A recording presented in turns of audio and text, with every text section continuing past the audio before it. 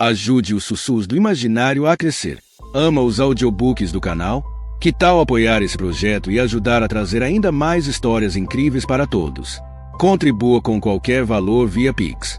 Escaneie o QR Code na tela e faça parte dessa jornada literária. Seu apoio nos ajuda a produzir mais e melhor. Cada contribuição mantém viva a magia das histórias e fortalece essa comunidade de apaixonados por literatura. Muito obrigado pelo seu apoio. Bem-vindo aos Sussurros do Imaginário. Nosso canal é totalmente dedicado a audiobooks, proporcionando uma experiência imersiva para todos os amantes de boas histórias. Aqui, você pode relaxar e deixar sua imaginação fluir enquanto escuta os melhores títulos literários. Dica especial: para uma experiência ainda mais completa, recomendamos que você acompanhe o audiobook com o livro físico ou o e-book. Dessa forma, você poderá desfrutar tanto da narrativa quanto do texto original, unindo os dois mundos. Pedimos desculpas especialmente aos deficientes visuais por quaisquer falhas que possam ocorrer nos audiobooks, como trechos em outras línguas, pequenos erros de narração ou tradução. Isso acontece porque utilizamos narração sintética para manter a produção dos áudios. Queremos ouvir você. Sugira nos comentários livros que gostaria de ver aqui no canal. Não se esqueça de curtir, comentar e se inscrever para ficar por dentro de todas as novidades. Obrigado por estar conosco e bons sussurros.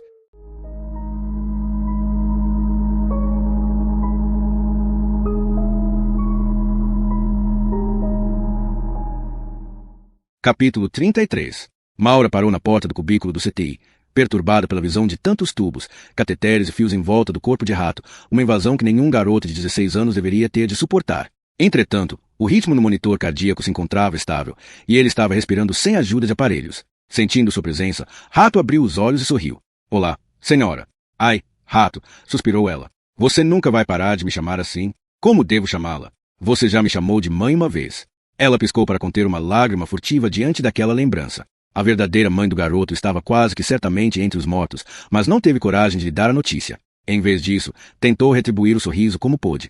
Dou permissão a você de me chamar como quiser, mas meu nome é Maura. Ela sentou na cadeira ao lado da cama e pegou a mão dele. Reparou como era calejada e áspera, as unhas ainda obstinadamente sujas. Maura, que tinha dificuldades em tocar as pessoas, pegou aquela mão maltratada na sua sem hesitação. Nada mais natural e justo. Como está o urso? Perguntou ele. Ela riu. Você vai trocar o nome dele para porco quando vir o quanto ele está comendo. Então ele está bem. Meus amigos o estão estragando. E a sua família adotiva prometeu tomar conta dele até você voltar para casa. Ah, eles, resmungou o rato, virando o olhar distraído para o teto. Acho que vou ter de voltar para lá. Um lugar a que obviamente não desejava ir. Porém que a alternativa Maura poderia oferecer.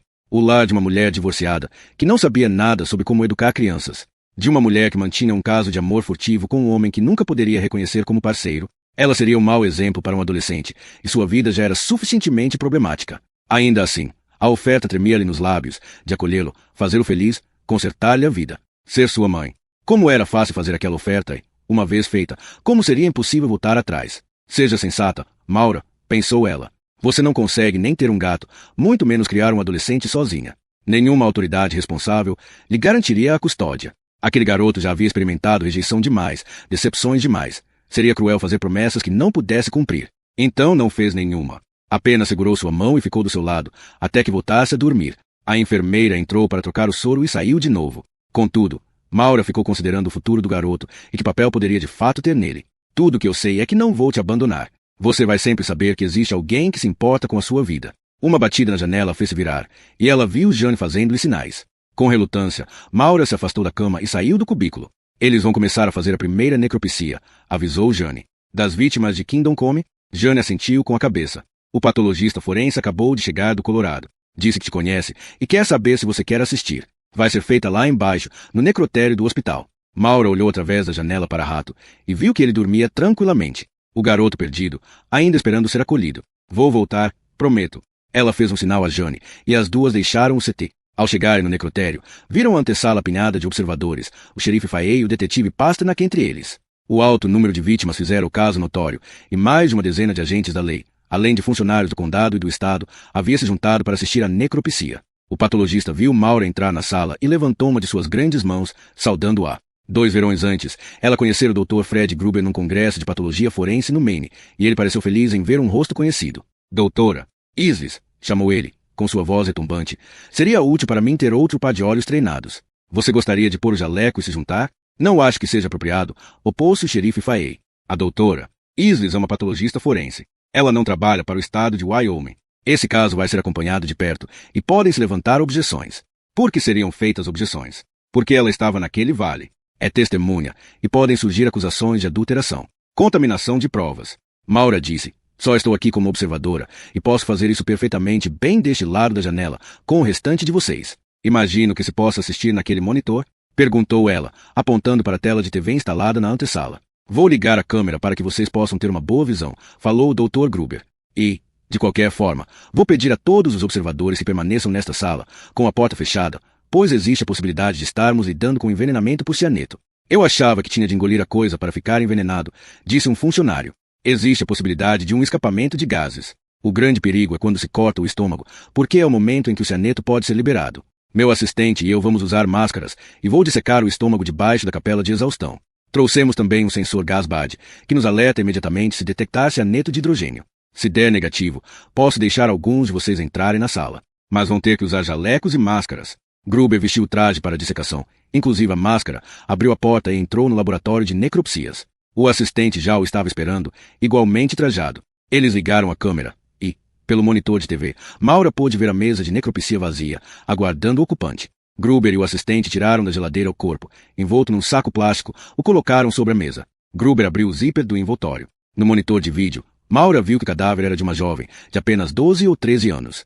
Desde a exumação do solo frio, a carne já havia descongelado. O rosto estava de uma palidez fantasmagórica, o cabelo louro se transformará num emaranhado de anéis úmidos. Gruber e o assistente removeram respeitosamente as roupas, um vestido longo de algodão, uma combinação que ia à altura do joelho e um traje íntimo branco, modesto. O corpo, agora desnudo, possuía a magreza de uma bailarina. Apesar de enterrado havia dias, era estranhamente belo, a carne preservada pelas temperaturas abaixo de zero do vale. Os funcionários se aproximaram do monitor. Enquanto Gruber recolhia sangue, urina e amostras do globo ocular para a toxicologia, os olhos dos homens foram expostos ao que nunca deveria ter lhes sido revelado. Era uma violação da intimidade de uma jovem. A pele está muito pálida. Eles ouviram Gruber dizer pelo interfone. Não vejo absolutamente nenhum vestígio de vermelhidão. Isso é importante? Indagou o detetive Pasternak Maura. O envenenamento por cianeto faz às vezes com que a pele fique avermelhada, respondeu ela. Mas esse corpo ficou congelado durante dias, de maneira que não sei se isso teria algum efeito. Que outras características tem esse tipo de envenenamento? Se ingerido oralmente, pode corroer a boca e os lábios. Dá para ver nas membranas mucosas. Gruber já havia inserido um dedo enluvado na cavidade oral e olhado seu interior. As membranas estão secas, sem apresentar nenhum outro sinal, afirmou ele, olhando pela janela para a plateia. Vocês estão vendo bem pelo monitor? Maura fez que sim com a cabeça. Tem alguma lesão corrosiva? Perguntou ela, pelo interfone. Nenhuma. Jane disse. O cianeto não costuma ter cheiro de amêndoas amargas? Eles estão usando máscara, disse Maura. Não conseguem sentir cheiro. Gruber fez a incisão em Y e pegou o cortador de ossos. Pelo interfone, ouviram-se estalos enquanto ele cortava as costelas, e Maura notou que várias pessoas viraram de repente, olhando para a parede. Gruber levantou o escudo formado pelo externo e as costelas, expondo a cavidade torácica, a fim de examinar os pulmões. Levantou um lobo molhado, que pingava. Me parece muito pesado. E estou vendo uma espuma cor-de-rosa por aqui, disse ele, cortando o órgão, de onde escorreu um líquido. Edema pulmonar. Concluiu Maura. E o que isso significa? Questionou Pasternak. É uma descoberta não específica, mas pode ter sido causada por uma variedade de drogas e toxinas. Enquanto Gruber pesava o coração e os pulmões, a câmera permanecia fixa numa visão estática do torso aberto. Já não olhavam mais para uma jovem núbio. O que poderia ter causado a estação havia se transformado em carne cortada, uma mera carcaça fria. Gruber pegou novamente a faca, e suas mãos enluvadas reapareceram no monitor. Esta maldita máscara embaça toda hora, queixou-se ele. Vou dissecar o coração e os pulmões depois. Agora, estou mais preocupado com o que vamos encontrar no estômago. O que o sensor está mostrando? Perguntou Maura. O assistente olhou para o monitor GasBad. Não está registrando nada. Nenhum sinal de cianeto foi detectado ainda. Gruber disse. Ok, é aqui que as coisas podem ficar interessantes, avisou ele, olhando para a plateia pela janela. Como podemos estar lidando com cianeto, vou proceder de modo um pouco diferente. Normalmente eu só faço a retirada, peso e abro os órgãos abdominais. Mas dessa vez vou arrancar o estômago primeiro, antes de fazer a ressecção total. Ele vai colocá-lo sob a capela antes de abrir, explicou Maura Jane. Por questão de segurança. É tão perigoso assim? Quando os sais do cianeto são expostos ao ácido gástrico, podem formar um gás tóxico. Se o estômago for aberto, o gás se espalha pelo ambiente. É por isso que eles estão usando máscaras para respirar e Gruber só vai cortar o estômago quando o órgão estiver na capela de exaustão. Pela janela, elas o viram retirar o estômago do abdômen. Ele o levou até a capela e olhou para o assistente. Está aparecendo alguma coisa no gasbad? Nenhum sinal. Ok. Traga o monitor mais para perto. Vamos ver o que acontece quando eu começar a cortar. Gruber parou, olhando para o órgão reluzente, como se tomando coragem para enfrentar as consequências do que estava para fazer. A capela bloqueava a visão de Maura da incisão. Só via o perfil de Gruber, a cabeça inclinada, os ombros curvados para a frente, concentrado, enquanto cortava. De repente, ele se retesou e olhou para o assistente. E, nada. Não a leitura de cianeto, cloro ou amônia. Gruber se virou para a janela, o rosto obscurecido pela máscara embaçada. Não há lesões à mucosa, nenhuma alteração corrosiva no estômago. Tenho de concluir que provavelmente não estamos lidando com envenenamento por cianeto. O que a matou então? Perguntou Pasternak. Neste momento, detetive, eu só estaria especulando. Suponho que eles tenham ingerido estricnina, mas o corpo não mostra nenhum opistótono. O quê? Curvamento e rigidez anormais da coluna. E aquela descoberta no pulmão? O edema pulmonar pode ter sido provocado por algum opiáceo ou fosgênio. Não posso lhe dar uma resposta. Acho que tudo isso vai ter que passar pelo exame toxicológico, observou ele, retirando a máscara embaçada e suspirando, como se aliviado por se livrar daquela coisa claustrofóbica. No momento, acho que foi uma morte farmacêutica. Algum tipo de droga. Mas o estômago está vazio? Perguntou Maura. Você não encontrou nenhum vestígio de cápsula. A droga pode ter sido ingerida de forma líquida. E a morte pode ter sido postergada. Sedação seguida de asfixia assistida. É Avens Gate. Maura ouviu alguém dizendo, atrás dela. Exatamente. Como o suicídio coletivo de Avens Gate, em San Diego, confirmou Gruber. Eles ingeriram fenobarbital e amarraram sacos plásticos em volta da cabeça. Depois dormiram e nunca mais acordaram. Ele se voltou para a mesa. Agora que já eliminamos qualquer possibilidade de gacianeto, vou fazer as coisas com tempo. Vocês todos vão precisar de paciência. Na verdade, alguns podem achar o restante tedioso. Quem quiser ir embora, Dr. Gruber, chamou um funcionário. Quanto tempo vai durar essa primeira necropsia? Há mais 40 corpos aguardando no freezer. E eu não vou descongelar mais nenhum até estar convencido de que fiz justiça a esta jovem. Ele olhou para o corpo da menina, e sua expressão era de pesar. Entranhas brilhavam no abdômen aberto, e a carne recém-descongelada gotejava líquidos cor-de-rosa no dreno da mesa. No entanto, era o rosto que parecia atrair sua atenção. Olhando pelo monitor, Maura, também, estava impressionada com ele, tão pálido e inocente. Uma donzela de neve, congelada no limiar da idade adulta. Dr. Gruber, chamou o assistente. Está tudo bem? O olhar de Maura se voltou para a janela de vidro. Gruber balançou e pôs a mão para frente, a fim de se apoiar na mesa, mas as pernas pareceram amolecer sob ele. Uma bandeja virou, e instrumentos metálicos caíram no chão com ruído. Gruber despencou em seguida. Meu Deus! Exclamou o assistente, ajoelhando-se ao lado do corpo. Acho que ele está tendo algum ataque. Maura pegou o telefone mais próximo e ligou para a telefonista. Emergência médica no laboratório de necropsias, alertou ela. Estamos com uma emergência médica. Ao desligar, viu, com desalento, que 3 observadores tinham aberto a porta e entrado no laboratório. Jane já ia segui-los quando Maura agarrou-lhe o braço e a deteve. O que é isso? Perguntou ela. Fique exatamente aqui, mandou Maura, pegando um jaleco de necropsia de uma prateleira e enfiando nos braços luvas pesadas de dissecação. Não deixe ninguém mais entrar nessa sala. Mas o cara está tendo um ataque lá dentro. Depois que tirou a máscara, falou ela, procurando freneticamente outra máscara, mas não via nenhuma na antessala. Não tem escolha, pensou ela. Preciso ser rápida. Limpou os pulmões, respirando fundo 3 vezes, passou pela porta e entrou no laboratório. Gruber tinha deixado a máscara sobre a capela. Ela pegou e a pôs na cabeça.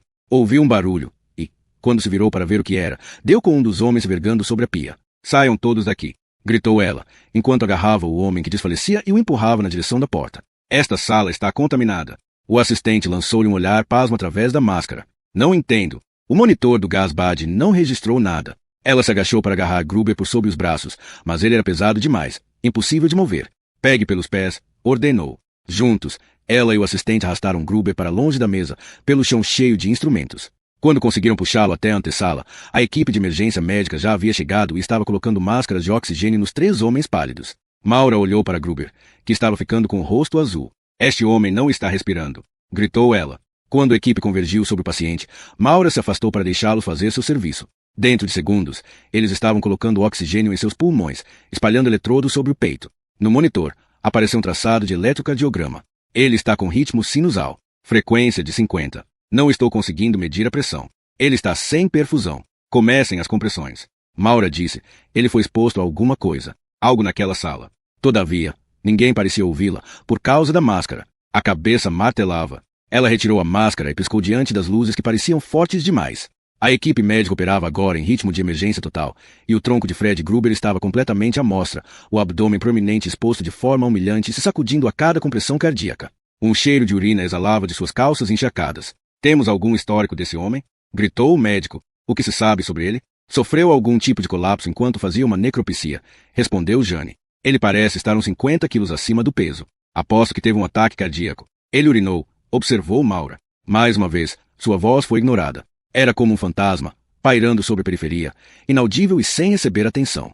Ela apertou a cabeça com a mão, que latejava ainda mais, e fez força para pensar, se concentrar. De alguma maneira, conseguiu abrir caminho em meio à equipe e se ajoelhar perto da cabeça de Gruber. Erguendo uma das pálpebras, examinou a pupila. Era apenas um pontinho negro contra a pálida íris azul. O cheiro de urina emanava de seu corpo, e ela olhou para as calças encharcadas. De repente, ouvindo o som de alguém vomitando, lançou o olhar à sala e viu o assistente da necropsia curvado sobre a pia. Atropina, disse ela. Já espetei a intravenosa. Gritou uma enfermeira. Ainda não estou conseguindo medir a pressão. Aplico dopamina? Ele precisa de atropina, insistiu Maura, mais alto. Pela primeira vez, o médico pareceu notá-la. Por quê? Os batimentos cardíacos não estão tão baixos assim. Ele só tem um pontinho de pupila. Está encharcado de urina. Também teve um ataque. Todos nós ficamos nauseados naquela sala, falou ela, apontando para o assistente, ainda inclinado sobre a pia. Dê atropina para ele, ou você vai perdê-lo. O médico levantou a pálpebra de Gruber e observou a pupila contraída.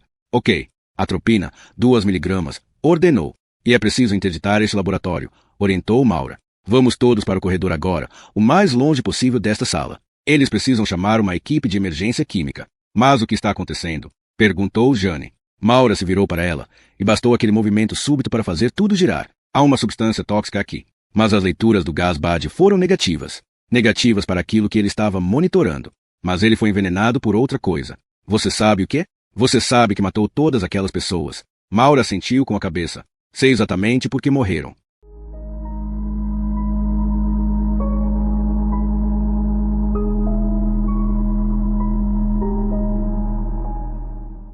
Capítulo 34. Os compostos organofosforados estão entre os pesticidas mais tóxicos usados na indústria agrícola, esclareceu Maura. Eles podem ser absorvidos por quase todas as vias, inclusive através da pele e por inalação. Provavelmente foi assim que o Dr. Gruber se expôs na sala de necropsia, quando retirou a máscara e respirou o gás. Por sorte, recebeu o tratamento certo a tempo e vai se recuperar. Ela olhou em volta da mesa para o corpo de funcionários da área médica e policial que havia se reunido na sala de conferências do hospital. Não precisou acrescentar o fato de que foi ela quem fez o diagnóstico e salvou a vida de Gruber. Eles já sabiam disso. E, embora fosse uma estranha, Maura distinguia um tom de respeito quando se dirigiam a ela. E isso pode matar uma pessoa? Perguntou o detetive Pasternak. Só por fazer uma necropsia num cadáver envenenado? Teoricamente, sim, quando se é exposto a uma dose letal. Os organofosforados agem inibindo a enzima que quebra um neurotransmissor chamado acetilcolina. O resultado é que ele se acumula em níveis perigosos. Isso provoca o disparo de impulsos nervosos por todo o sistema parasimpático. É uma tempestade sináptica. O paciente sua saliva, perde o controle da bexiga e do intestino. As pupilas se contraem até virarem um pontinho, e os pulmões se enchem de líquido. E ele acaba entrando em convulsão e perde a consciência. Eu não entendo uma coisa, disse o xerife Faye. O Dr. Gruber ficou indisposto meia hora, depois de começar a necropsia. Mas a equipe de resgate, da investigação de homicídios, desenterrou 41 daqueles corpos, os colocou em sacos plásticos e levou-os até o hangar do aeroporto. Nenhum dos homens acabou no hospital. O Dr. Draper, legista do condado, falou. Eu tenho uma confissão a fazer. É um detalhe que me foi passado ontem, mas eu não sabia que era importante até o momento. 4 membros da equipe de resgate tiveram problemas intestinais. Ou foi o que pensaram ter, mas ninguém desmaiou ou morreu, observou Faye. Provavelmente porque estavam trabalhando com corpos congelados. E usavam traje de proteção, além de pesadas roupas de inverno. O corpo na sala de necropsias foi o primeiro a ser descongelado. E isso faz diferença? Perguntou Pasternak. Um corpo congelado e um descongelado? Todos olharam para Maura, e ela fez que sim com a cabeça. Em temperaturas mais altas, os compostos tóxicos têm mais propensão a se dispersar no ar. À medida que aquele corpo foi descongelando, começou a emitir gases. Provavelmente o Dr. Gruber acelerou o processo quando o abriu, expondo os líquidos corporais e os órgãos internos. Ele não é o primeiro médico a passar mal por causa de uma exposição a toxinas de um paciente. Espere aí. Isso está começando a soar familiar, comentou Jane. Não houve um caso desses na Califórnia. Acho que você deve estar se referindo ao caso de Gloria Ramirez, em meados dos anos 1990, respondeu Maura. Foi muito discutido nas conferências de patologia forense. O que aconteceu nesse caso? Perguntou Pasternak. Gloria Ramirez era uma paciente com câncer que chegou à emergência se queixando de dor de estômago. Sofreu uma parada cardíaca. Enquanto a equipe médica tratava dela, eles começaram a se sentir mal e vários desmaiaram. Foi por causa desse mesmo pesticida. Essa foi a teoria na época, afirmou Maura. Quando fizeram a necropsia, os patologistas usaram traje de proteção completo. A toxina nunca foi identificada. Mas aí é que vem um detalhe interessante. O pessoal da equipe que desmaiou enquanto tratava dela foi ressuscitado com êxito graças à atropina intravenosa. A mesma droga usada para salvar Gruber. Exatamente. Pasternak perguntou. Você tem certeza de que é com esse tal de organofosforado que estamos lidando? Isso vai precisar ser confirmado pelo relatório do exame toxicológico. Mas o quadro clínico é clássico. Gruber respondeu à atropina. E um primeiro exame de sangue revelou uma queda significativa na atividade da colinesterase. É o mesmo que ocorreria no envenenamento por organofosforado. É o suficiente para ter certeza? Praticamente, respondeu Maura, olhando para os rostos em volta da mesa e se perguntando quantas entre aquelas pessoas, à exceção de Jane, estavam dispostas a confiar nela. Apenas alguns dias antes, ela havia sido uma possível suspeita de ter matado o policial Martineau. Certamente naquelas mentes ainda pairavam dúvidas a seu respeito, mesmo que ninguém as manifestasse em voz alta. As pessoas que viviam em Kingdom Come provavelmente foram envenenadas por algum pesticida à base de organofosforado, completou. A questão é, foi suicídio coletivo, homicídio ou acidente? A indagação foi recebida com descrença por Kathy Weiss. A assistente social estivera sentada a um canto, como se ciente de que não era plenamente aceita como membro daquela equipe, mesmo tendo o detetive Pasternak convidado a participar da reunião. Acidente? Questionou ela. Temos um caso de 41 pessoas que morreram porque foram obrigadas a beber pesticida. Quando o profeta diz aos seguidores que pulem, a única reação possível é perguntar com alto, Senhor? Ou alguém pode ter despejado veneno no poço de água deles, especulou o Dr. Draper, o que dá no mesmo que homicídio. Homicídio ou suicídio coletivo. Tenho certeza de que foi uma decisão do profeta, insistiu Kathy. Qualquer um podia ter envenenado a água, observou Faye. Algum seguidor insatisfeito. Pode ter sido esse garoto Perkins. Ele nunca faria isso, refutou Maura. Eles o chutaram para fora do vale, não? Ele teria todos os motivos para se vingar. Certo, disse Kathy, sem se importar em esconder seu desdém por Faye. E depois aquele garoto de 16 anos, sozinho, arrasta 41 corpos até o campo e os enterra com uma escavadeira. Ela riu. Faye olhou alternadamente para Maura e Kathy e bufou com desprezo. É óbvio que as senhoras não sabem do que os garotos de 16 anos são capazes. Eu sei do que Jeremiah Goode é capaz, devolveu Kathy. O celular de Pasternak interrompeu a conversa ao tocar. Ele verificou o número e se levantou rápido da cadeira. Com licença, disse, saindo da sala. Por um momento, fez-se silêncio. Ainda pairava no ar a tensão da última troca de palavras. Depois, Jane falou. Quem quer que tenha feito isso precisava ter acesso ao pesticida. Deve haver registros de compra. Em especial porque estamos falando de uma quantidade grande o suficiente para matar uma comunidade inteira. O complexo de Plain of Angels, em Idaho, cultiva os próprios alimentos, observou Kathy. É uma comunidade completamente autossuficiente. É provável que tivessem esse pesticida à mão para usar na lavoura. Isso não prova a culpa deles. Eles têm o veneno. Têm acesso a Kingdom Come e à fonte de água. Ainda não percebi nenhum motivo. Nenhuma razão para Jeremiah Goode querer que 41 dos seus seguidores morressem. Para saber o motivo, tem de perguntar a ele. Retorquiu Kathy. Muito bem. Você nos diz onde encontrá-lo e fazemos isso. Na verdade, interveio Pasternak. Sabemos onde encontrá-lo. O detetive estava de pé, na porta, com o celular na mão. Acabei de receber uma ligação da Polícia Estadual de Idaho. O contato deles dentro da Assembleia informou que Jeremiah Goode acaba de ser visto no complexo de Plain of Angels. Idaho está se mobilizando para fazer uma batida ao nascer do dia. Ainda faltam umas 7 horas para isso, disse Jane. Por que esperar tanto? Precisam de pessoal suficiente. Não só agentes da lei, mas também de serviços de proteção à criança e assistentes sociais, para lidar com mulheres e crianças. Se enfrentar a resistência, pode ficar perigoso, explicou Pasternak, olhando para Kathy. E é aí que você entra, senhorita Weiss. Kathy franziu o senho. Como assim? Você parece saber mais sobre a Assembleia que todo mundo.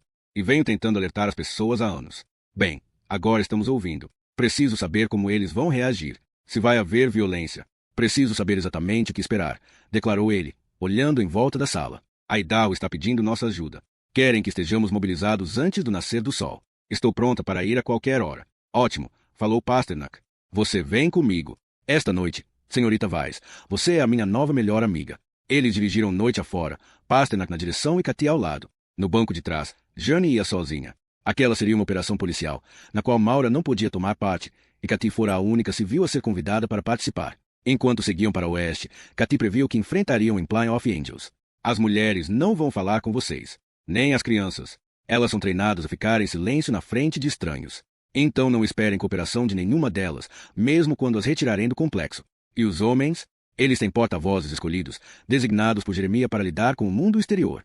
Em retribuição à sua lealdade, desfrutam de privilégios especiais na seita. Privilégios? Meninas, detetive. Quanto mais confiáveis são, mais jovens são as garotas que recebem como recompensa. Jesus, todas as seitas operam de forma semelhante. É um sistema de recompensa e punição. Faça o profeta feliz e ele vai deixar você ter outra esposa nova. Irrite-o e você vai ser banido da seita. Esses porta-vozes são homens em quem ele confia e não são ignorantes. Conhecem a lei tentando despejar sobre você todo um jargão legal. Vão nos deter no portão por uma eternidade, enquanto examinam o mandado com pente fino. Vão estar armados? Sim. E provavelmente são perigosos, resmungou Jane, no banco de trás. Cathy se virou a fim de olhar para ela. Quando estiverem encarando anos de prisão por estuprar meninas menores de idade. Sim, aí eu diria que isso vai torná-los perigosos. Sendo assim, espero que todos vocês estejam preparados. Qual o tamanho da equipe que está participando? Perguntou Jane. Pasternak disse. A Idaho está convocando policiais de várias jurisdições, estaduais e federais. O chefe da equipe é o tenente David McAfee, da Polícia Estadual de Idaho. Ele garante que vai haver uma demonstração de força bem grande. Cathy soltou um suspiro profundo. Finalmente, isso vai terminar, murmurou ela. Parece que você espera por isso há muito tempo, observou Pasternak. Sim, admitiu Cathy. Há muito tempo. Estou contente porque vou estar lá para ver isso acontecer. Você sabe, senhorita Weiss, que não deve tomar parte ativa nessa operação. Não quero vê-la em perigo, falou ele, virando-se para Jane. E seria melhor que você também ficasse como observadora. Mas eu sou policial, retorquiu Jane. De Boston. Eu já estava trabalhando nesse caso antes de você entrar. Não venha dar uma de feminista para cima de mim. Eu só estou dizendo que esse é um assunto de Idaho. Você foi convidada a dar consultoria e ajudar quando necessário. Se querem que se mantenha no banco de reservas, é uma decisão deles.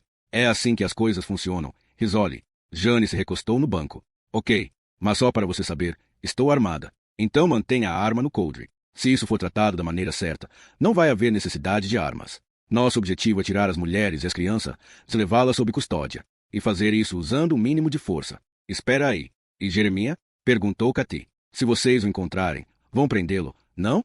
A essa altura, só para interrogatório. Os 41 seguidores mortos não são o suficiente para incriminá-lo? Ainda não temos provas de que ele é o responsável por essas mortes. Quem mais poderia ser? Precisamos de mais que isso. De testemunhas. Alguém que dê um passo à frente e nos conte algo, explicou ele, olhando para Cathy. É isso que eu preciso que você faça. Que converse com essas mulheres. Que as convença a cooperar. Não vai ser fácil. As ajude a entender que são vítimas. Se lembra das mulheres de Charles Manson? Mesmo depois de anos na cadeia, ainda eram as garotas de Charlie, ainda dominadas por ele. Não dá para desprogramar num dia só o que foi martelado na cabeça durante anos. E, se elas insistirem em voltar para o complexo, não tem como detê-las indefinidamente. Então faça de outro jeito, sugeriu Jane. Testes de DNA nos bebês. Descubra quem são os pais. Se as mães eram menores quando tiveram filhos. Isso é cortar os galhos para matar a árvore, observou Cathy. Só tem um jeito de fazê-la vir abaixo. Tem que destruir a raiz. Jeremiah, disse Pasternak. Cathy assentiu. Tranquem-no e joguem a chave fora. Sem profeta, a seita implode. Porque Jeremiah Good é a Assembleia.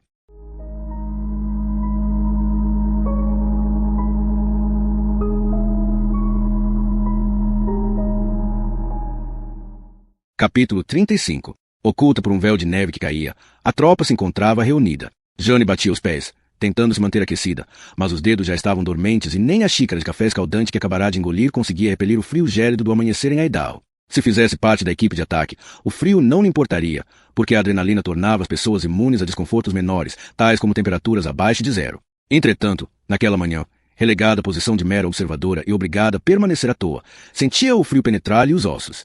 Cathy, a seu lado, parecia não se importar nem um pouco com o tempo. A mulher estava imóvel, com o rosto despreocupadamente exposto ao vento. Jane ouvia o tom das vozes subindo ao seu redor. Podia sentir a tensão no ar e sabia que a ação era iminente. Pasternak saiu do burburinho dos oficiais em comando. Carregava um radiocomunicador. Estamos prontos para nos mexer assim que derrubarem o portão, avisou ele, passando o rádio para Jane. Fique com Cathy. Vamos precisar das orientações dela quando estivermos lá dentro, e você é a sua escolta. Proteja. Enquanto Jane prendia o rádio no cinto, veio um alerta pelo alto-falante. Estamos observando atividade no interior do complexo. Parece que 2 homens estão se aproximando. Através da neve que caía, Jane viu as figuras chegando perto, vestidas de maneira idêntica, com casacos pretos longos. Moviam-se sem hesitação, andando a passos largos em direção aos agentes da lei. Para a surpresa de Jane, um dos homens pegou um chaveiro e abriu o portão. O líder da equipe de policiais deu um passo à frente. Sou o tenente McAfee, da Polícia Estadual de Idaho. Temos um mandado para fazer uma busca no complexo. Não precisa de mandado, respondeu o homem com as chaves. São todos bem-vindos. Todos vocês, completou ele, escancarando o portão. McAfee lançou um olhar aos outros oficiais, claramente perplexo diante do acolhimento. O homem fez sinal para que os visitantes entrassem. Estamos reunidos no salão de cultos, onde há lugar para todos. Só pedimos que vocês mantenham as armas no coldre, em nome da segurança de nossas mulheres e crianças. Observou ele depois abrir os braços, como se estivesse convidando o mundo inteiro. Por favor, juntem-se a nós. Vocês vão ver que não temos nada a esconder. Eles sabiam, rosnou Cathy. Miseráveis, já sabiam que vínhamos. Estão preparados. Mas como ficaram sabendo? Perguntou Jane. Ele pode comprar qualquer coisa. Olhos, ouvidos. Um policial aqui, um político ali, respondeu ela, olhando para Jane. Está vendo agora qual é o problema. Está entendendo porque ele nunca vai ser levado à justiça. Nenhum homem é intocável. Cathy, ele é. Sempre foi, replicou o assistente social, voltando a olhar para o portão aberto. O pelotão de agentes da lei já havia entrado no complexo, suas silhuetas desaparecendo na neve que caía. Pelo rádio, Jane escutava a conversa. Ouvia vozes calmas e respostas triviais. Primeiro prédio verificado e vazio. Tudo vazio no número 3. Cathy sacudiu a cabeça. Ele vai passar a perna em todo mundo dessa vez também. Eles não sabem o que procurar. Não conseguem ver o que está bem diante dos olhos. Nenhuma arma. Tudo em ordem. Cathy contemplava as figuras distantes, que pareciam agora nada além de formas fantasmagóricas. Sem dizer palavra, ela também passou pelo portão aberto. Jane a seguiu. Elas percorreram fileiras de construções silenciosas e escuras, seguindo as marcas de botas da equipe policial. À frente, Jane via as chamas de velas, ardendo convidativas, pelas janelas do salão de culto, e ouvia música, o som de muitas vozes unidas numa canção. Era um hino suave e etéreo, que subia em direção ao céu, em notas cantadas por crianças. O cheiro de fumaça da lenha e a promessa de calor e companheirismo atraíram-nas para o prédio. Elas cruzaram a porta e entraram no salão. No interior, uma multidão de velas iluminava o espaço ascendente.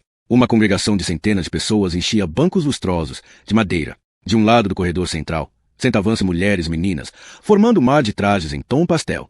Do outro, estavam homens e meninos, vestidos com camisas brancas e calças escuras.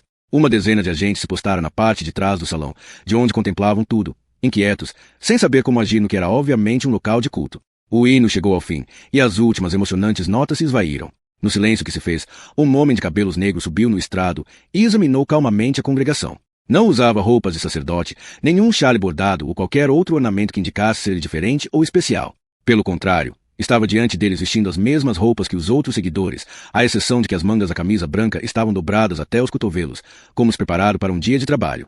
Não precisava de traje, de nenhum brilho que atraísse o olhar, a fim de obter a atenção de todos. Seu olhar por si só, intenso a ponto de parecer radioativo, atraía-os dos demais no salão. Então esse é Jeremiah Goode, pensou Jane. Embora a cabeleira fosse entremeada de fios brancos, ainda parecia a de um homem jovem, abundante e leonina, chegando quase até os ombros. Naquele dia sombrio de inverno, sua presença parecia emitir uma chama tão ardente quanto as labaredas que se erguiam na enorme lareira de pedra do salão. Em silêncio, examinava o auditório, e seu olhar pousou nos agentes policiais, de pé ao fundo. Caros amigos, levantemos todos para saudar nossos visitantes, convidou. Como se fosse um organismo único, a congregação ficou de pé ao mesmo tempo e se virou para olhar os forasteiros. Bem-vindos, disse o coro de saudação. Cada rosto parecia escovado e ter bochechas cor-de-rosa, cada olhar arregalado de inocência. Benéfica e saudável era a imagem que transmitiam, retrato de uma comunidade feliz, unida num único propósito. Mais uma vez, ao tempo, todos se sentaram. Foi um movimento estranhamente coreografado, que provocou um rende simultâneo de bancos. O tenente McAfee chamou. Jeremiah Goode. O homem no estrado balançou solenemente a cabeça. Eu sou Jeremiah. Eu sou o tenente David McAfee, da Polícia Estadual de Idaho. O senhor pode vir conosco. Posso perguntar por que essa demonstração de força é necessária? Em especial agora, no momento de dor? De dor, senhor Goode? É por isso que vocês estão aqui, não? Por causa das atrocidades cometidas contra os nossos pobres irmãos de Kingdom Come? Perguntou Jeremiah, olhando sombriamente em torno de sua congregação. Sim, amigos, nós sabemos, não? Soubemos ontem na terrível notícia do que aconteceu aos nossos seguidores. Tudo por causa do que eram e acreditavam. Na plateia, houve murmúrios e gestos de concordância tristes. Senhor Goode, insistiu McAfee. Peço novamente ao senhor que venha conosco. Por quê? Para responder algumas perguntas. Faça-as então aqui e agora, para que todos possam ouvir, falou Jeremiah, abrindo os braços, num gesto extravagante em direção aos seguidores. Aquilo era um grande teatro, e Jeremiah ocupava sozinho o centro do palco, com os arcos do salão se erguendo sobre ele e a luz das janelas caindo em seu rosto. Não tenho segredos para esta congregação. Não é uma questão de foro público, retorquiu McAfee. É uma investigação criminal. Você acha que não sei disso? Disse Jeremiah, lançando-lhe um olhar que pareceu chamuscar o ar. Nossos seguidores foram assassinados naquele vale. executados como ovelhas, e seus corpos deixados para serem destroçados e devorados por animais selvagens. Foi isso que lhe contaram? Não foi o que aconteceu? Aquelas 41 boas pessoas, incluindo mulheres e crianças, foram martirizadas por aquilo que acreditavam? E agora vocês vêm aqui, convidados a passar por nossos portões. Vocês, homens, com as suas armas e o seu desprezo pelos que não acreditam no mesmo que vocês. McAfee se mexeu inquieto. No calor do salão, gotas de suor brilhavam em sua testa. Vou pedir mais uma vez, Sr. God.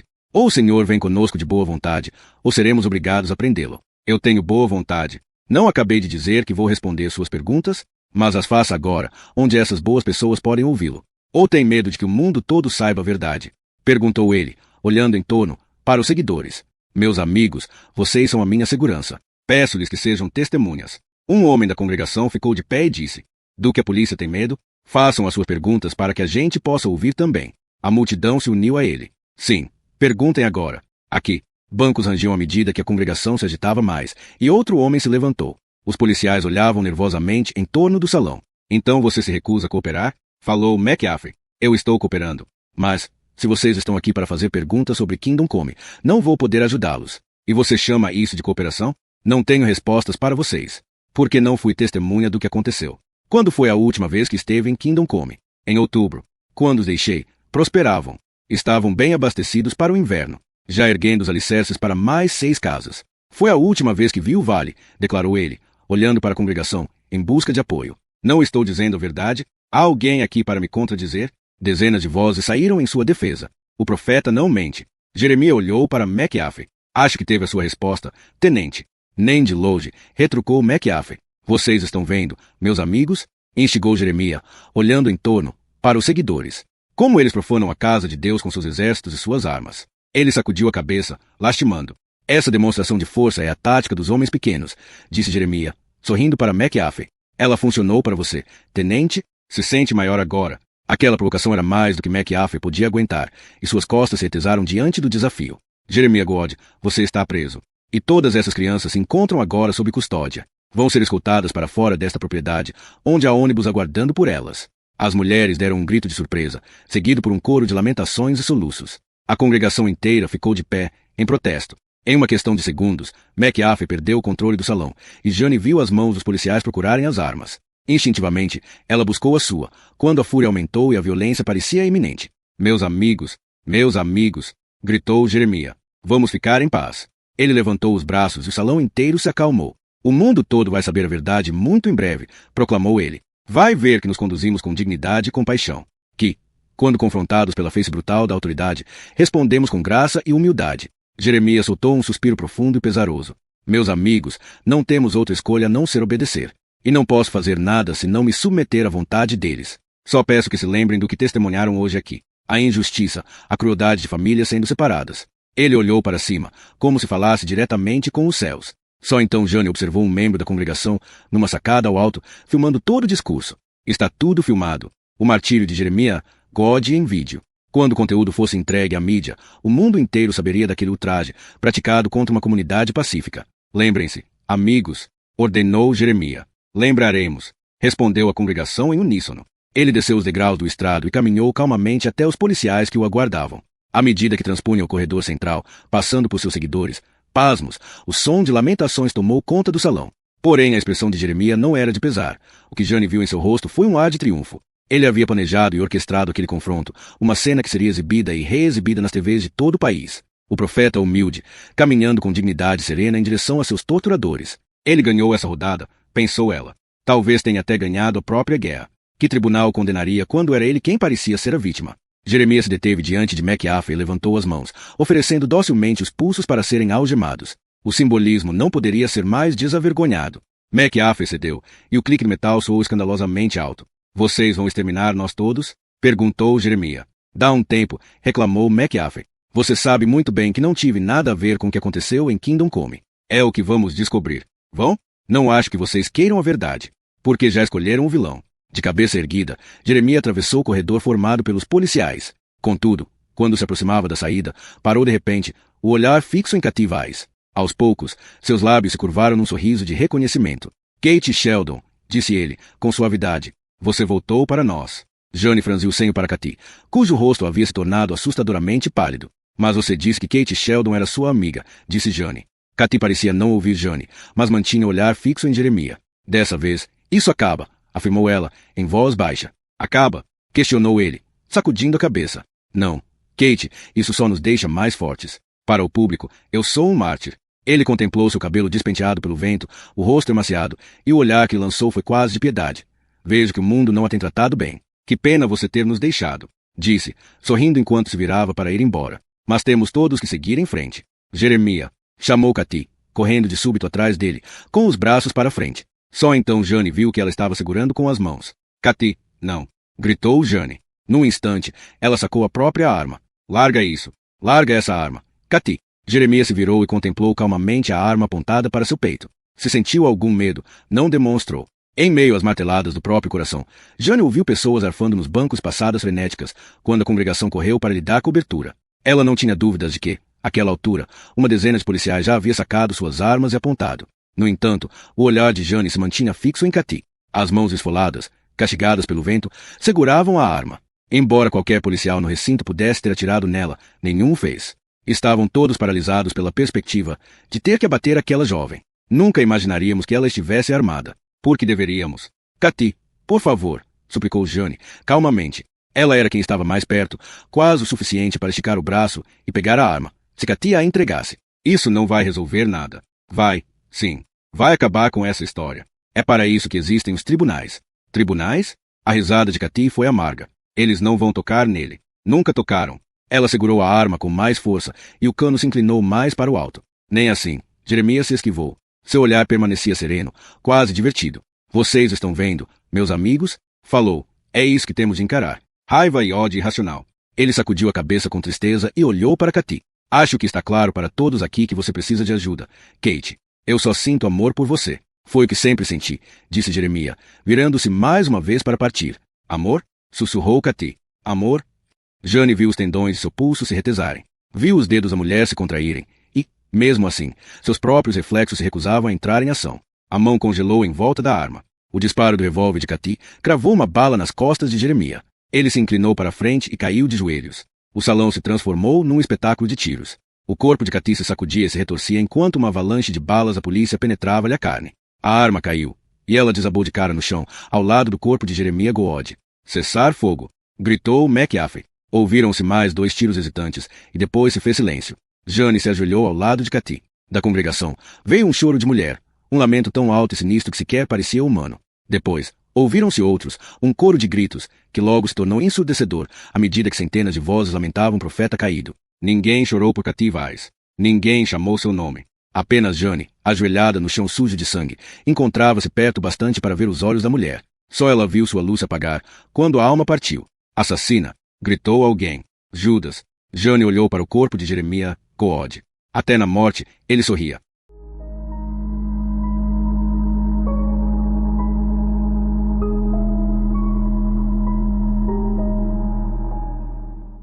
Capítulo 36. O nome de nascimento dela era Kate Sheldon, dizia Jane enquanto ela e Maura iam de carro para Jackson.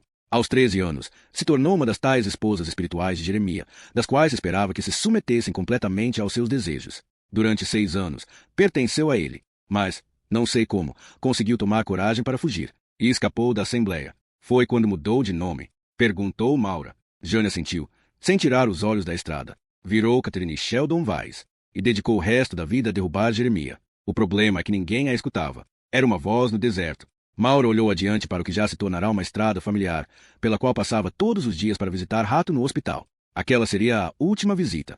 No dia seguinte, estaria voando para Boston e temia aquele adeus. Receava porque ainda não sabia que tipo de futuro lhe poderia oferecer, que promessas poderia manter de maneira realista. A pequena Kate Sheldon fora profundamente envenenada pela Assembleia.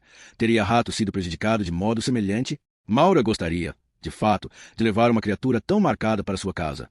Pelo menos, isso responde algumas perguntas, observou Jane. Maura olhou para ela. Que perguntas? Sobre o homicídio duplo no hotel Rancho Circle B. O casal que foi morto na cabana. A porta não tinha sido forçada. O assassino apenas entrou e começou a esmagar a cabeça do marido, destruindo completamente o seu rosto. Um crime de ódio. Jane balançou a cabeça. Eles encontraram a arma do crime na garagem de Katy. Um martelo. Então não há dúvida de que foi ela. Isso explica também outra coisa que me intrigava em relação à cena desse crime, prosseguiu Jane. Uma criança havia ficado viva num berço. Não só não fizeram nada com ela, como também tinha 4 mamadeiras vazias ao lado. O assassino queria que ela sobrevivesse. Até tirou a placa de não perturbe para que a arrumadeira entrasse e encontrasse os corpos. Parece coisa de quem gosta de criança, não? Completou Jane, olhando para Maura, uma assistente social. Cathy vigiava constantemente a assembleia. Sabia quando algum membro ia à cidade. Talvez tenha matado aquele casal num acesso de fúria. Ou talvez só estivesse tentando salvar a bebê. Jane fez um sinal severo de aprovação. No final, ela acabou salvando muitas garotas. As crianças estão todas sob custódia, como medida de proteção. E as mulheres estão começando a sair de Plain of Angels. Como Cathy previu, a seita está desmoronando sem Jeremiah. Mas ela teve de matá-lo para que isso acontecesse. Não vou julgá-la. Pense em quantas vidas ele destruiu, inclusive a do garoto. Rato não tem mais ninguém agora, falou Maura, em voz baixa. Jane olhou para ela. Você sabe que ele vem com uma série de problemas graves. Eu sei. Uma ficha policial, juvenil. Passou de um lar adotivo para outro. E agora a mãe e a irmã morreram. Por que você está falando nisso, Jane? Porque sei que você está pensando em adotá-lo. Quero fazer a coisa certa. Você mora sozinha. Tem um trabalho que exige muito. Ele salvou a minha vida. Ele merece mais do que tem. E você está pronta para ser mãe dele? Para assumir todos os seus problemas? Não sei. Maura suspirou, olhando para os telhados cobertos de neve. Eu só quero fazer algo de bom na vida dele. E Daniel? Como o garoto vai se encaixar nesse relacionamento? Maura não respondeu, porque ela mesma não sabia a resposta. E Daniel? Para onde vamos daqui em diante? Quando entraram no estacionamento do hospital, o celular de Jane tocou. Ela verificou o número e atendeu. Olá, amor. Tudo bem, amor? O termo carinhoso escapou dos lábios de Jane com tanta naturalidade, de forma tão fácil. Era assim que duas pessoas se dividiam a cama e a vida falavam uma com a outra, sem se importar com quem estivesse ouvindo. Não precisavam se comunicar aos sussurros, esgueirar-se para as sombras. Era assim que o amor soava quando saía da escuridão e se mostrava ao mundo. O laboratório tem certeza absoluta desse resultado? Perguntou Jane. Maura acha que é outra coisa. Maura olhou para ela. Que resultado? Ok, vou dizer para ela. Talvez possa explicar. Vemos vocês no jantar. Jane desligou e olhou para Maura. Gabriel acabou de falar com o laboratório de toxicologia em Denver. Eles fizeram uma análise de urgência do conteúdo do estômago da garota. Encontraram organofosforados? Não. Maura sacudiu a cabeça, espantada. Mas era um caso clássico de envenenamento por organofosforado. Todos os sinais clínicos estavam lá. Ela não tinha nenhum produto de degradação no estômago. Se engoliu esse pesticida, teria que haver algum vestígio dele, certo? Teria. Só que não havia nada, disse Jane. Não foi isso que a matou. Maura ficou em silêncio, incapaz de explicar aquele resultado. É possível também absorver uma dose letal através da pele. Então o produto espirrou em 41 pessoas? Isso parece possível. A análise gástrica pode não estar correta, insistiu Maura. Ela está indo para o laboratório do FBI para que eles façam novas análises. Mas, no momento, parece que o seu diagnóstico está errado. Um caminhão de artigos hospitalares entrou no estacionamento e parou ao lado do carro delas. Maura se esforçava para se concentrar, enquanto a porta de trás do veículo se abria e 2 homens começavam a descarregar tanques de oxigênio. Gruber estava com a pupila contraída, relembrou Maura, e reagiu claramente à dose de atropina. Ela se sentou ereta, mais convencida que nunca. Meu diagnóstico tem de estar correto. O que mais poderia causar aqueles sintomas? Existe algum outro veneno? Alguma coisa que o laboratório possa não ter pegado? O ruído de metal contra metal fez com que Maura olhasse para fora, incomodada, em direção aos 2 entregadores. Ela se fixou nos tanques de oxigênio, enfileirados no carrinho como mísseis verdes, e uma lembrança surgiu de repente. Algo que tinha visto no vale de Kingdom Come e não registrara na época. Como aqueles tanques de oxigênio, era um cilindro, mas cinza e incrustado na neve. Ela pensou na equipe de emergência no laboratório de necropsias, recordando-se das pupilas contraídas de Fred Gruber e de sua exposta à atropina. Meu diagnóstico estava quase certo. Quase. Jane abriu a porta do carro e saltou, mas Maura não se mexeu no assento. Ei, chamou Jane, olhando para ela. Não vamos entrar para visitar o garoto? Maura respondeu. Precisamos ir a Kingdom Come. O quê? O dia só tem mais algumas horas de claridade. Se sairmos agora, podemos chegar lá ainda com luz. Mas temos que parar numa loja de ferramentas primeiro. Loja de ferramentas? Para quê? Quero comprar uma pá. Eles já recuperaram todos os corpos. Não tem mais nada para se descobrir lá. Talvez haja, falou Maura, fazendo sinal para Jane entrar no carro. Vamos. Temos que ir agora. Com um suspiro, Jane se sentou de novo atrás do volante. Isso vai fazer com que a gente chegue atrasada no jantar. E eu nem sequer comecei a fazer as malas. É a nossa última chance de ver o vale. De entender o que matou aquelas pessoas. Pensei que você já sabia. Maura sacudiu a cabeça. Eu estava errada. Lá foram elas, montanha acima. A mesma estrada que Maura havia percorrido naquele dia fatídico, com Doug, Grace, Elaine e Arlo. Ainda podia ouvir suas vozes discutindo no subúrbio, ver os lábios de Grace fazendo bico de mau humor e a animação imbatível de Doug quando insistia que tudo iria dar certo. Bastava confiar no universo. Fantasmas, pensou ela, que ainda assombram essa estrada. Ainda me assombram. Hoje não havia neve caindo, e a estrada estava desimpedida, mas Maura podia vê-la como estava naquele dia, obscurecida por uma cortina branca ofuscante. Ali, naquela curva, fora o lugar onde eles falaram pela primeira vez em voltar. Se ao menos tivessem feito isso. Como as coisas teriam sido diferentes se tivessem retornado e descido a montanha, em direção a Jackson. Poderiam ter almoçado num bom restaurante, se despedido e voltado às suas vidas. Talvez, em algum universo paralelo, essa tivesse sido a escolha que fizeram e, nesse universo, Doug, Grace, Arlo e Elaine ainda estivessem vivos. A placa de estrada particular surgiu à frente. Nenhuma nevasca, corrente ou portão barrava seu caminho dessa vez. Jane adentrou a estrada, e Maura se lembrou de passar andando com dificuldade pelos mesmos pinheiros. Doug na frente e Arlo arrastando a mala com rodinhas de Elaine. Recordou-se das agulhadas da neve, varrida pelo vento, e da escuridão que caía ao redor deles. Os fantasmas estavam ali também. Elas passaram pela placa para Kingdom Come, e, quando começaram a descida em direção ao vale, Maura viu os alicerces queimados e a cova comum escavada. Pedaços de fita do isolamento policial se espalhavam pelo campo, como retalhos coloridos, flutuando sobre a neve. Os pneus do carro de Jane esmagavam o gelo, à medida que se aproximavam da primeira ruína carbonizada. Eles encontraram todos os corpos enterrados juntos, ali, observou Jane, apontando para o buraco, ainda aberto na neve. Se ainda existe alguma coisa a ser descoberta aqui, só vai ficar evidente na primavera. Maura abriu a porta e saltou. Aonde você vai? Perguntou Jane. Dar uma volta, respondeu Maura, tirando do banco de trás a pá, que havia acabado de comprar numa loja de ferramentas. Já disse a você que eles vasculharam esse campo todo, mas procuraram na floresta. Carregando a pá, Maura partiu em meio à fileira de casas arruinadas, o gelo estalando sob as botas. Em todo lugar, via evidências de que os técnicos da polícia tinham esquadrinhado o local, desde a neve pisada, as várias marcas de pneus, as pontas de cigarro, até pedaços de papel que flutuavam sobre a neve. O sol se punha, levando consigo a última luz do dia. Ela começou a caminhar mais rápido, deixando o vilarejo queimado para trás, e entrou na floresta. Espera! Gritou Jane. Maura não conseguia se lembrar exatamente do ponto onde ela e Rato tinham entrado. As marcas dos sapatos para a neve haviam se desvanecido desde então, sob posteriores quedas de neve. Manteve-se percorrendo a direção geral em que tinham fugido dos homens e do sabujo. Ela não trouxera sapatos para a neve, e cada passo era dado com dificuldade, em meio a uma camada à altura do joelho. Escutou Jane se queixando alto atrás dela, mas continuou seguindo em frente, arrastando a pá, com o coração martelando devido ao esforço.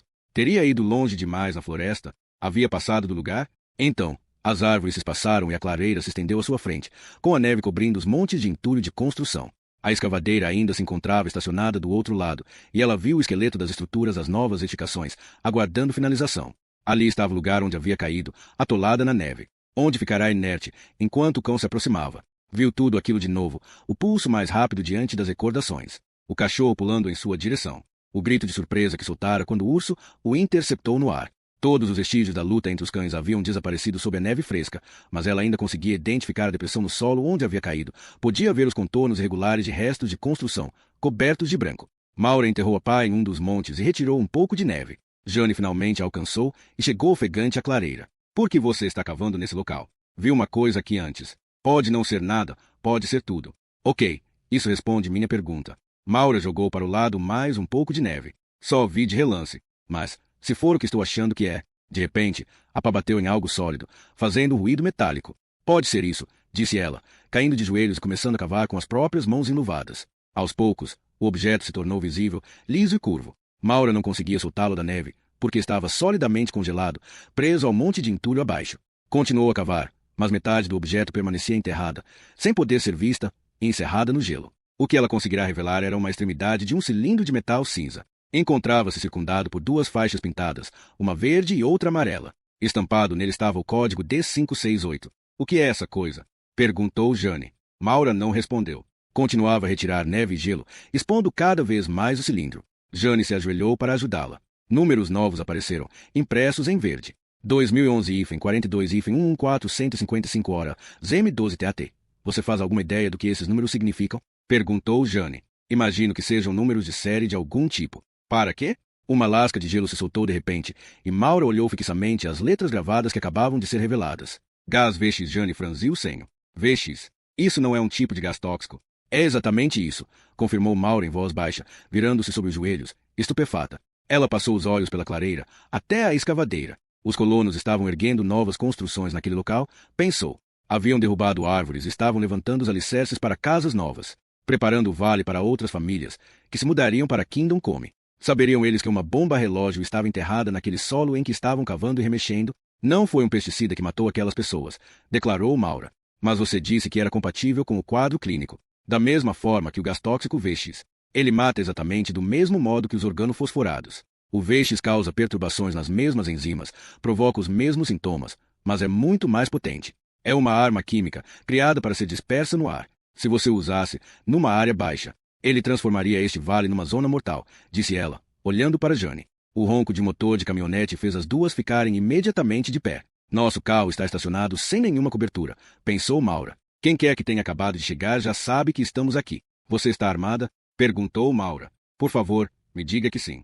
Deixei no porta-malas do carro. Você tem que ir pegar. O que diabos está acontecendo? Foi isso que aconteceu, exclamou Maura, apontando para a cápsula semi-enterrada de gás VX. Não tem nada a ver com pesticidas, nem com suicídio em massa. Foi um acidente. Jane, estas são armas químicas. Deviam ter sido destruídas décadas atrás. Devem estar enterradas aqui há anos. Então a Assembleia, Jeremiah, ele não tinha nada a ver com a morte daquelas pessoas. Jane olhou em torno da clareira, a compreensão surgindo em seu rosto. O Dahlia Group, a companhia de fachada que pagava Martineau, está metida nisso, não? Elas escutaram o estalo de um galho quebrando.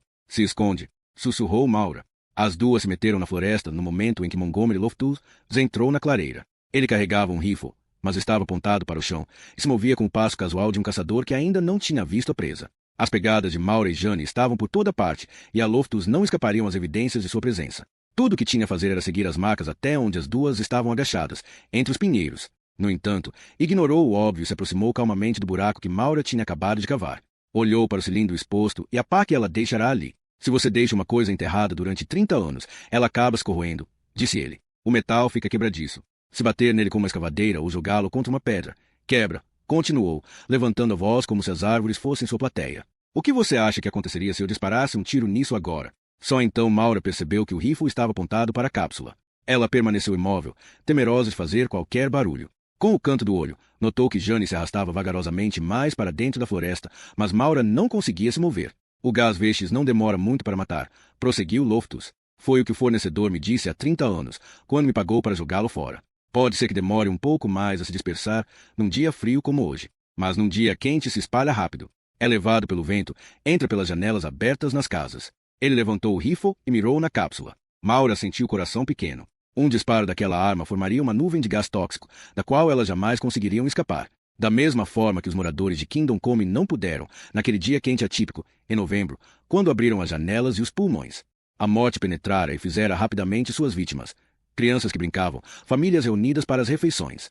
Uma mulher nos degraus, cujo tombo mortal a deixará sangrando ao pé da escada. Não, implorou Maura. Por favor. Ela saiu de trás da árvore. Não conseguia ver onde estava Jane. Sabia apenas que Loftus a sabia de sua presença, e não havia a menor esperança de ser mais rápida que o tiro dele.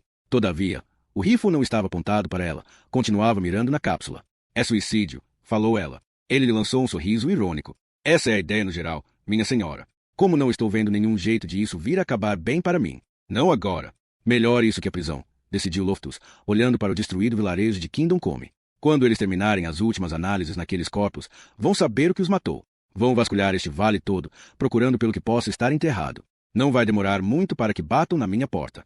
Ele soltou um suspiro profundo. Há 30 anos, eu nunca imaginei. O rifle chegou mais perto da cápsula. O senhor pode consertar as coisas, senhor Loftus, argumentou Maura, esforçando-se para manter a voz calma, sensata. O senhor pode contar a verdade para as autoridades. A verdade? Devolveu ele, soltando um grunhido de aversão a si mesmo. A verdade é que eu precisava do maldito dinheiro. O rancho precisava. E o fornecedor queria uma forma barata de se livrar disso, transformando o vale num depósito tóxico. Somos nós que pagamos para que se façam essas armas. A senhora, eu e qualquer outra pessoa que pague impostos neste país. Mas o que fazer com as armas químicas quando não se pode mais usá-las? Deviam ter sido incineradas. A senhora acha que os fornecedores do governo construíram realmente os incineradores caros que prometeram? Era mais barato mandar isso para longe e enterrar, declarou Loftus, passando os olhos pela clareira. Não existia nada aqui então, só um vale vazio e uma estrada lamacenta. Nunca achei que haveria famílias morando aqui um dia. Eles não faziam ideia do que estava em suas terras. Só uma cápsula seria o suficiente para matar todos eles. Ele olhou novamente para o cilindro. Quando os encontrei, tudo o que consegui pensar foi como fazer aqueles corpos desaparecerem. Então o senhor os enterrou.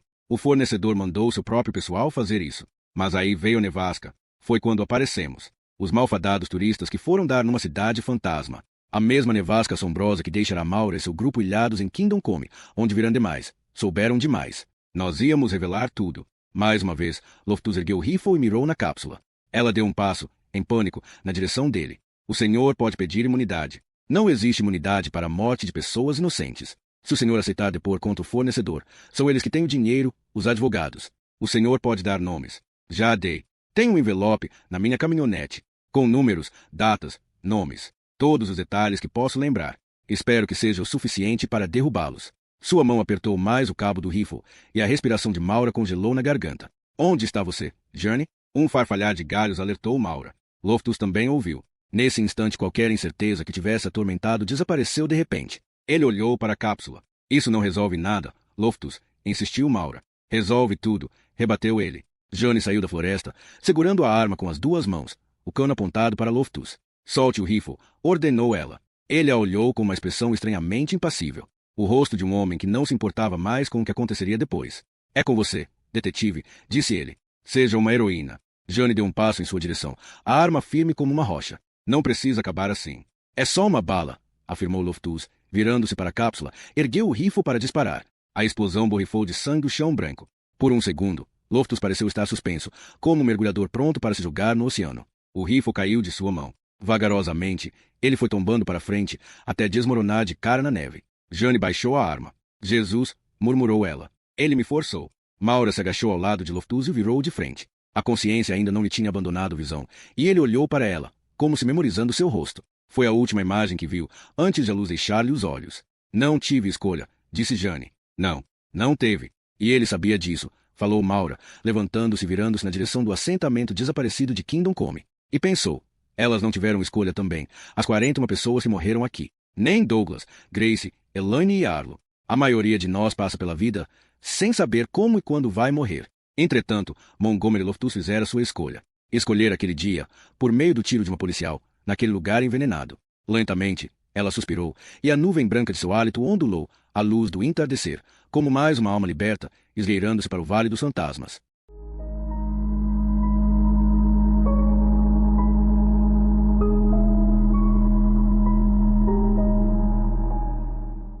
Capítulo 37. Daniel estava na pista de pouso, esperando para saudá-los, quando o jato particular de Sansone taxiou até o terminal aéreo executivo. O mesmo vento forte que havia atrasado o voo para Massachusetts fazia flutuar seu casaco preto e despenteava o cabelo.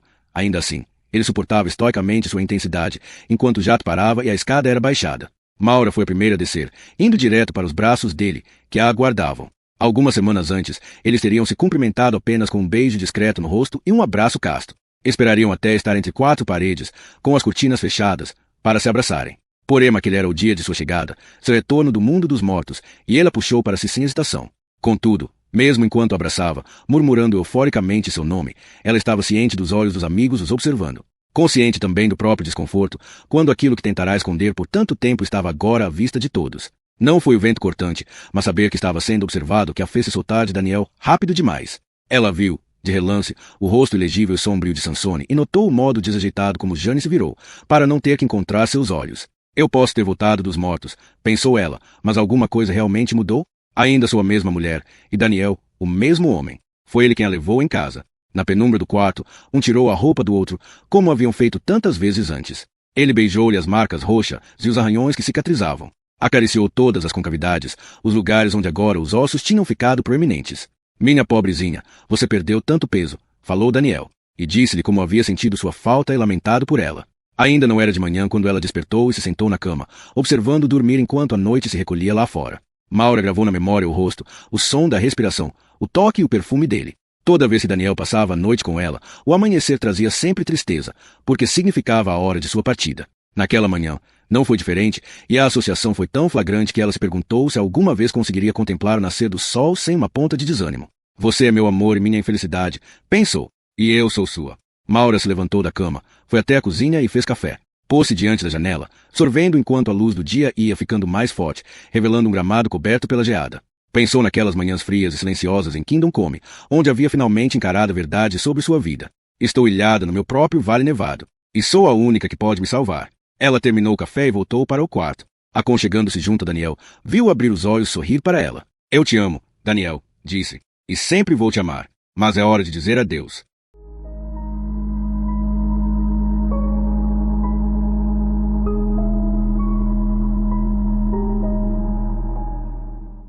Capítulo 38. 4 meses depois. Julian Perkins saiu da fila do refeitório da escola, carregando sua bandeja, e procurou com o olhar uma mesa vazia, mas todas estavam ocupadas. Viu os outros estudantes reparando nele e notou como desviavam rápido os olhos, receosos que pudessem interpretar aquilo como um convite. Compreendia o significado daqueles ombros obstinadamente curvados. Não era surdo às risadas, aos cochichos. Meu Deus, como ele é estranho. A seita deve ter feito uma lavagem cerebral nele. Minha mãe diz que ele devia estar numa instituição para menores infratores. Julian finalmente encontrou uma cadeira desocupada. E, ao se sentar, os outros garotos na mesa se levantaram rápido, como se ele fosse radioativo. Talvez fosse e emitisse raios mortais, que matavam todos aqueles que amava, qualquer um que o amasse. Comeu rápido, como sempre fazia, como um animal feroz, temeroso de que a comida lhe fosse arrancada, engolindo o peru com arroz em poucas garfadas vorazes. Julian Perkins? Chamou um professor. Julian Perkins está aqui no refeitório? O garoto se encolheu enquanto percebia que todos se viravam, a fim de olhar para ele. Quis se enfiar debaixo da mesa, onde não pudesse ser encontrado. Quando um professor chamava o nome de alguém no refeitório, não era um sinal de coisa boa. Os outros estudantes apontavam, animados, para ele, e o Sr. Azeude já estava indo em sua direção, usando sua costumeira gravata borboleta e ostentando a carranca de sempre. Perkins. Julian baixou a cabeça. Pois não, senhor, balbuciou. O diretor quer que você vá até a sala dele. O que eu fiz? Você provavelmente sabe a resposta. Não, senhor, não sei. Então por que não vai até lá saber? Abandonando com pesar o pudim de chocolate intocado, Julian levou a bandeja até a janela de prato sujo e seguiu pelo corredor, em direção à sala do diretor Goscinski. Ele não tinha ideia do que havia feito de errado. Das outras vezes, sim. Não deveria ter levado a faca de caça para a escola, ter pegado emprestado o carro da senhora Prible sem sua permissão. No entanto, desta vez, não conseguia pensar numa infração que explicasse aquele chamado. Quando chegou à sala de Goscinski, já tinha pronta a desculpa de sempre. Eu sabia que era errado. Senhor, nunca mais vou fazer isso. Senhor, por favor, não chame a polícia de novo. Senhor. A secretária do diretor Goscinski mal levantou a cabeça quando ele apareceu. Pode entrar direto, Julian, avisou ela. Estão esperando por você. Estão. Plural. Aquilo estava ficando cada vez pior. A secretária de rosto inescrutável, como sempre, não dava qualquer pista, continuava digitando no teclado. Parando do lado de fora da porta de Goscinski, preparou-se para qualquer que fosse o castigo que o aguardava. Eu provavelmente mereço, pensou ele, e entrou na sala. Aí está Julian. Você tem visitas, disse-lhe Goscinski, sorrindo. Aquilo era novo e diferente. O garoto olhou para as 3 pessoas que estavam sentadas do outro lado da mesa do diretor. Já conhecia Beverly Cupido, sua nova assistente social, e ela, também, estava sorrindo. O que significariam todos aqueles rostos amigáveis? Isso deixava nervoso, porque sabia que o golpe mais cruel vinha muitas vezes acompanhado de sorrisos. Julian, começou Beverly, sei que este ano foi muito difícil para você. A perda de sua mãe e sua irmã. Toda aquela questão do subxerife. E sei que você ficou desapontado porque a doutora Isis não foi aprovada como mãe adotiva. Ela queria ficar comigo, falou ele. Disse que eu poderia ir morar com ela em Boston. Não seria uma situação apropriada para você. Para nenhum dos dois. Temo se pesar a circunstância, se pensar no seu bem-estar. A doutora Isis mora sozinha e tem um trabalho que exige muito dela, às vezes até com chamados durante a noite. Você ficaria muito sozinho, sem qualquer supervisão. Não é o tipo de solução que um garoto como você precisa. Um garoto que devia estar numa instituição para menores infratori, era o que ela queria dizer. É por isso que essas pessoas vieram ver você. Continuou Beverly, apontando para o homem e a mulher que haviam se levantado da cadeira para cumprimentá-lo. Para lhe oferecer uma alternativa. Elas representam a escola Evenson, no Maine. Uma escola muito boa, devo dizer. Julia reconheceu o homem como alguém que viera visitá-lo enquanto ainda estava no hospital. Aquele fora um tempo muito impreciso, quando estivera um pouco confuso por causa dos medicamentos, e foram vai-vem de detetives, enfermeiras e assistentes sociais em seu quarto de hospital. Não se lembrava do nome do homem, mas se recordava daquele olhar penetrante, que estava agora fixo nele, com tal intensidade que tinha a impressão de que todos os seus segredos estavam de repente expostos.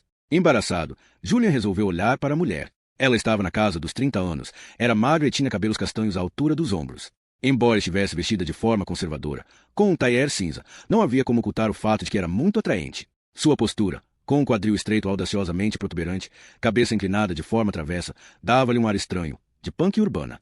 Olá, Julian, cumprimentou a mulher. Sorrindo, estendeu a mão para apertar a sua, como se estivesse conhecendo um igual. Adulto. Meu nome é Lily Saul. Eu ensino os clássicos. Ela fez uma pausa, percebendo o olhar perdido do garoto. Entendeu o que quis dizer? Desculpe, senhora. Não. História. A história da Grécia e da Roma antigas. Um assunto muito fascinante. Ela baixou a cabeça. Tirei D em história. Talvez eu possa mudar isso. Você já dirigiu uma biga, Julia? Já manejou uma espada espanhola ou uma do exército romano? Você faz isso na sua escola? Tudo isso e muito mais, respondeu ela, vendo seu queixo se erguer de repente, numa demonstração de interesse, e riu. Está vendo? A história pode ser muito mais divertida do que você imagina.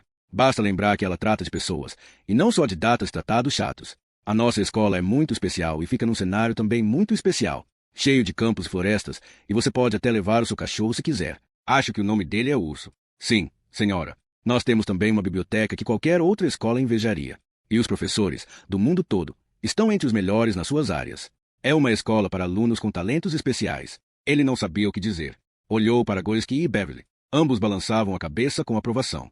A escola Evenson interessa você? Perguntou Lily. Seria um lugar que você gostaria de frequentar? Desculpa, senhora, disse Julia. Tem certeza de que está falando com o Perkins, certo? Tem um Billy Perkins aqui na escola. A mulher pareceu achar graça. Tenho certeza absoluta de que estou falando com o Perkins, certo? Porque você acha que não é o Perkins que queremos? Julian suspirou. A verdade é que as minhas notas não são muito boas. Eu sei. Nós vimos o seu histórico. Mais uma vez, ele olhou para Beverly, perguntando-se qual seria o ardil. Porque um privilégio como aquele lhe estava sendo oferecido. É uma grande oportunidade, afirmou o assistente social. Ser interno numa escola, o ano inteiro, com um padrão acadêmico de primeira linha. Com bolsa total. Ele só tem 50 alunos, de maneira que você vai receber toda a atenção possível. Mas por que me escolheram? Sua pergunta pungente pairou por um momento sem resposta. Foi o homem quem falou por fim. Você se lembra de mim, Julia? Perguntou ele. Já nos conhecemos. Sim. O garoto se viu encolhendo sob seu olhar penetrante. O senhor veio me ver no hospital. Eu faço parte do conselho de administração de Evenson. É uma escola em que acredito muito. Uma escola para alunos especiais. Jovens que se mostraram extraordinários de alguma forma. Eu? O garoto riu, descrente. Sou um ladrão. Eles disseram isso a você, não? Sim, eu sei. Eu arrombo casas. Roubo coisas. Eu sei. Matei um policial. Atirei nele. Em defesa própria. Isso é um talento, sabia? Saber como sobreviver. O olhar de Julian se desviou para a janela. Abaixo, estava o pátio da escola, onde grupos de estudantes estavam espalhados no frio, rindo e conversando. Nunca vou fazer parte do mundo deles, pensou. Nunca serei um deles. Existe algum lugar neste mundo do qual eu faça parte? 99% dos garotos não teriam suportado tudo que você passou, continuou o homem. Por sua causa, minha amiga Maura está viva. Julian olhou para ele com uma compreensão súbita. Isso é por causa dela, não? Maura lhe pediu que me recebesse. Sim, mas também estou fazendo isso por Evenson. Porque acho que você vai ser um acréscimo para nós. Um acréscimo para... Ele se interrompeu. Era naquele silêncio que a verdadeira resposta estava. Resposta que o homem preferiu, naquele momento, não revelar. Em vez disso, sorriu. Desculpe, eu não me apresentei, não foi? Meu nome é Anthony Sansone, falou ele, estendendo a mão. Podemos lhe dar as boas-vindas em Evenson, Julia? O garoto contemplou Sansone, tentando ler seus olhos e entender o que não estava sendo dito. O diretor Goscinski e Beverly Cupido estavam ambos sorrindo ingenuamente, sem perceberem a estranha corrente de tensão que percorria a sala. Um zumbido não audível que lhe sussurrava que a escola Evenson era mais ainda do que Lily Saul e Anthony Sansone estavam dizendo. E que sua vida estava para mudar. E então, Julia? Perguntou Sansone, com a mão ainda estendida. Meu nome é Rato, disse o garoto, apertando-lhe a mão.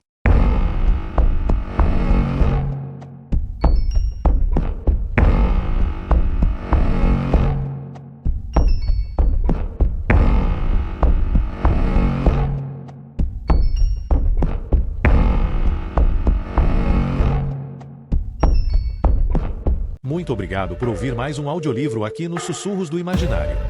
Se você gostou dessa jornada literária, não se esqueça de curtir o vídeo e deixar seu comentário. Queremos saber o que você achou.